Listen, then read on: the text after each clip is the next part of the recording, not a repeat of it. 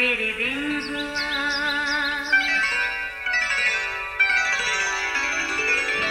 نیا پھر دن ہوا، پرانی رات کا کرے سو شکر ہم خدا کی ذات کا، خدا کی ذات کا نیا پھر دن ہوا۔ آج کی آیت، اور نوح راست باز اور اپنے زمانہ کے لوگوں میں بے عیب تھا، اور نوح خدا کے ساتھ ساتھ چلتا رہا۔ پھر زمین خدا کے آگے ناراست ہو گئی تھی اور وہ ظلم سے بھر گئی تھی۔ پیدائش 6 باب 9ویں اور 11ویں آیت۔ عزیزوں، کسی بھی آسمانی آفت کے آنے کی کوئی نہ کوئی وجہ ضرور ہوتی ہے۔ مطلب جب خدا انسان سے کسی وجہ سے ناراض ہوتا ہے تو سبق سکھانے کے لیے سزا بھی دی جاتی ہے۔ نوح کے دور کا بڑا طوفان بھی اس زمانہ کے لوگوں کے لیے ایک سزا تھی۔ پاک کلام میں لکھا ہے، خدا نے زمین پر نظر کی اور دیکھا کہ وہ ناراض ہو گئی ہے اور ظلم سے بھری ہے، کیونکہ ہر بشر نے زمین پر اپنا طریقہ بگاڑ لیا تھا۔ سو خدا نے تمام جاندار بشمول انسان کو نیست و نابود کرنے کا ارادہ کر لیا۔ ذرا سوچیں، نسل انسانی کی یہ حالت خالق خدا کے لیے کس قدر تکلیف دہ تھی، کیونکہ یہ تو اس کے اپنے ہاتھوں کی تخلیق تھی جو اسی کی شبیہ اور صورت پر بنی اور اسی کے دم سے جیتی جان ہوئی۔ سو اس نے اپنے اس ارادے سے صرف ایک شخص نوح کو آگاہ کیا جو اس کی نگاہ میں اس زمانے کے لوگوں میں راست باز اور بے عیب تھا اور خدا کی مرضی کے مطابق اس کے ساتھ چلتا تھا۔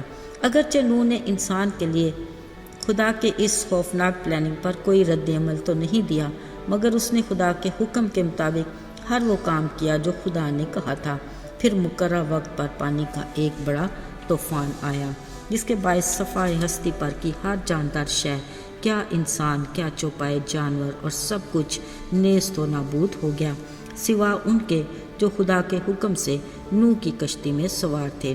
عزیزو، 40 دن رات شدید طوفان کے بعد جب زمین پر سے پانی سوکھا، نوح کا گھرانہ اور بڑی کشتی میں محفوظ تمام جانور باہر آئے۔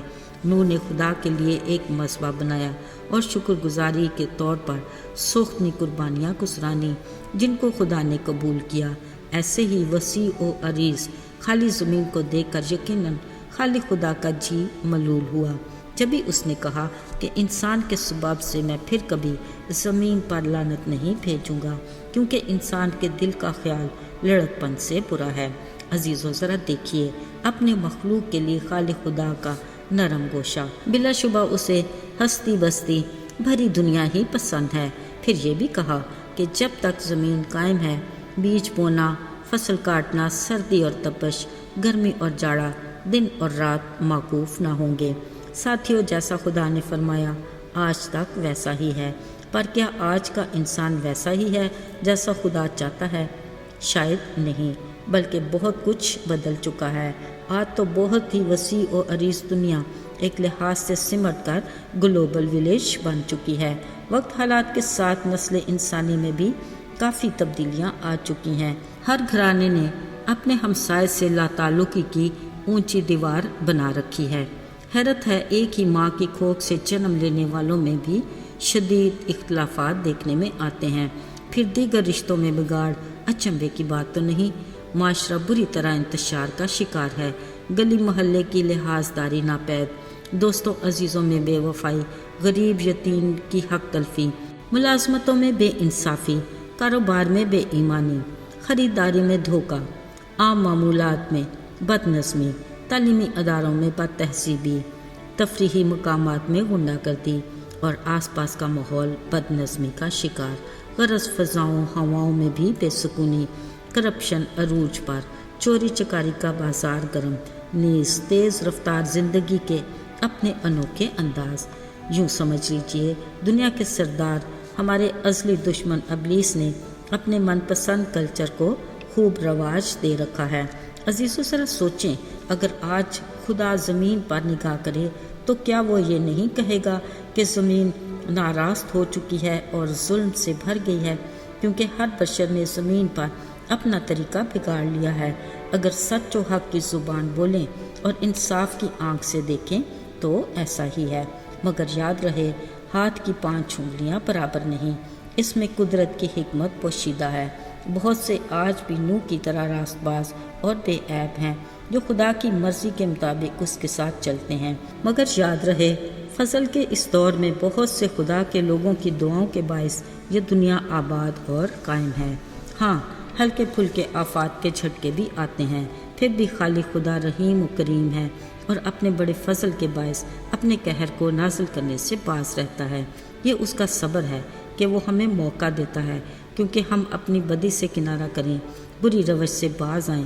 عزیزو، یاد رہے فضل کے اس دور میں وہ کسی کی ہلاکت نہیں چاہتا، بلکہ چاہتا ہے کہ ہر ایک کی توبہ تک نوبت پہنچے۔ یاد رہے اس کے صبر کی بھی ایک حد ہے اور اس کی رسی کی ڈھیل ہماری برقرار سانسوں تک ہی محدود ہے۔ اس کے بعد نجات کا دروازہ بند ہو جائے گا اور اندر سے جواب آئے گا، میں تمہیں نہیں جانتا۔ اگر ہم کوئی در کھٹکھٹائیں اور اندر سے جواب آئے کہ میں آپ کو نہیں جانتا، ایک پل کو ذرا سوچئے ہماری کیا حالت ہوگی۔